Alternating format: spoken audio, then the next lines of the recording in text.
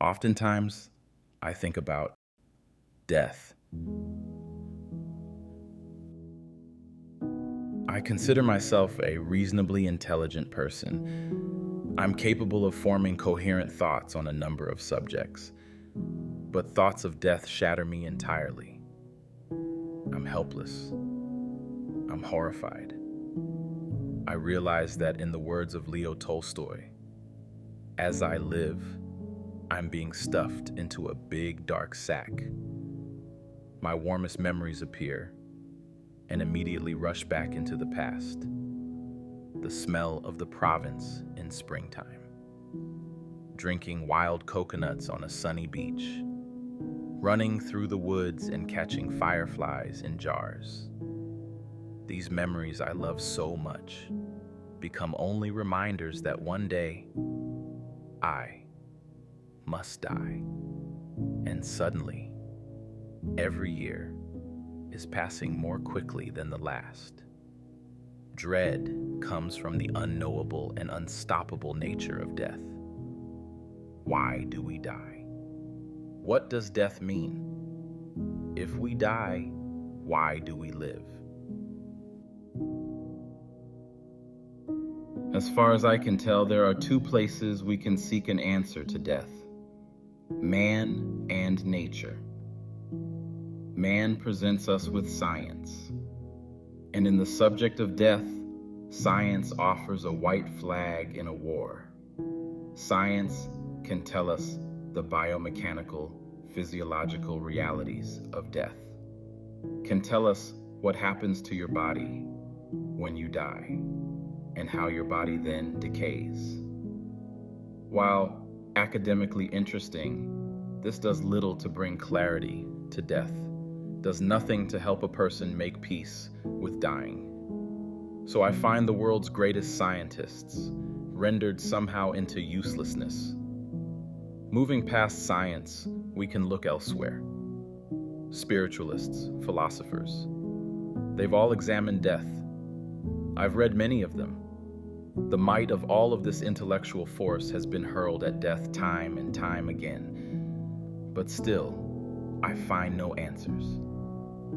Lots of questions, but no answers. Surely we can expect nothing more. People are writing about things they know nothing about. They beautifully theorize about death, but they have not died.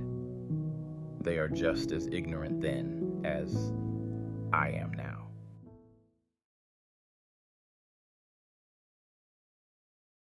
Of course, there's also God, religion, man's greatest shield against the reality of death. I have a deep admiration for the religious, to have such faith, such conviction in a storm of arguments to the contrary. I believe this requires a tremendous and unique strength of character. But like so many, I cannot bring myself to believe in God. I'd like to believe in God, but I'm not strong enough. I cannot look at the world around us, even with all of its beauty, and take seriously the idea of God. What God gives a child cancer? What God sends hurricanes to the poor? Not a God of mine. Religion can have no place in my conversation with death. Without other solutions, I often look to nature. Here we have vultures, hyenas, insects, creatures that thrive off the deaths of others.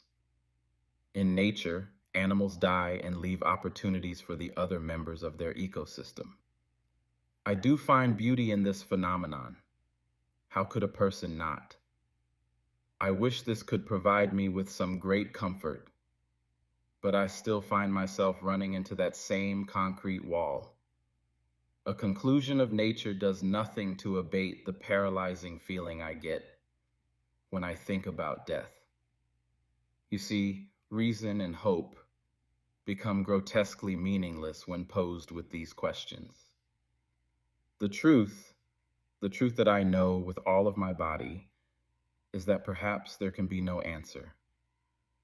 The only answer I've found is the hopelessness I feel when I think about death.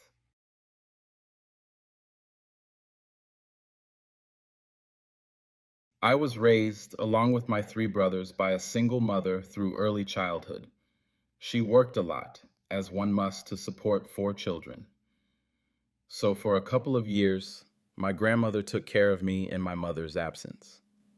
After school, weekends, and summers, I was with her.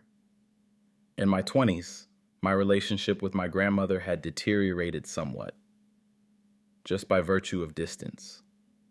I had moved to a new city, 1,000 miles away. The last thing my grandmother ever said to me was this: "People like to say life is short. Don't listen to them. Life is long." I think death can be a lot of things. It can be an enemy, a pair of shackles, a companion, or something else entirely. My dread will never go away. I'll never have answers to the question of death.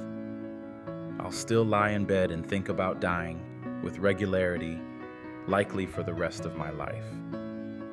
I dare not delude myself with ideas of legacy. All people die. Some just take longer. But my hopes are twofold. First, that I can be ready for death somehow, when it comes. Second, that in the meantime, I can live. I can find true joy in all that life entails. This house may be destroyed in time, but I must still live in it. So, I should make it nice. When I torment myself with imaginations of death, I must think about this. I must seek fulfillment in the mundane and everyday. Friends, family, work, leisure. These are the things that make up my life, however futile they may be when pitted against death. The alternative is horrific: to let death lead one's life entirely astray, to ignore the issue of death and live a wholly unexamined life. This too is a form of self-destruction. And so, I believe, the answer to death is not found in what happens after, not during, not even in why we must all die, but instead in how we live.